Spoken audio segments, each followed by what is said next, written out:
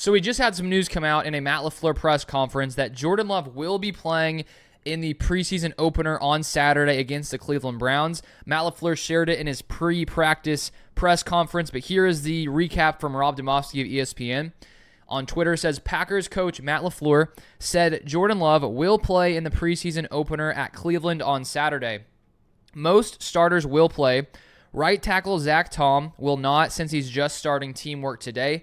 Matt LaFleur said he believes in the value of game prep, but will be smart with them. So I was curious, after Jordan Love just got this massive contract extension, would the Packers want to put him out there in training camp? I think that clearly last year, with Jordan Love coming in as the new starter in Green Bay, I think that those reps in preseason were even more important. Not that they're not important this season, but when you have a guy who has no experience, really, it's better to get him out there and get some game reps out there playing quarterback before you have to be thrown out into the regular season. But now it does seem that he will play on Saturday. But as LaFleur said there, he will be smart with them. So my guess would be they play, I don't know, a few drives, 1 to 3 drives, just to get themselves a little bit ready for the regular season. And I think that there's honestly pros and cons to sitting out the entire preseason or even playing in the preseason. The pros, of course, if you stay healthy, is that you get more practice, you get more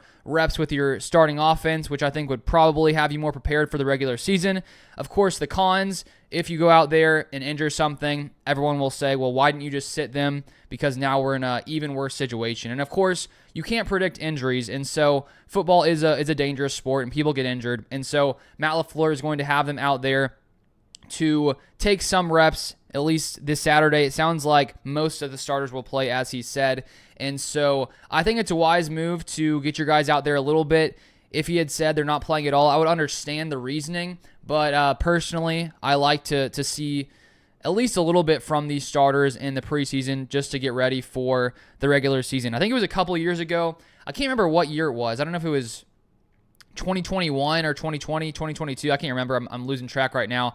But there was one season where the starters barely played in the preseason. They go out. I think they played the Saints, and it was like 38-3, got absolutely demolished. And at that time, I think people were questioning the decision not to play lots of the starters in the preseason, and maybe that was the reason for the slow start.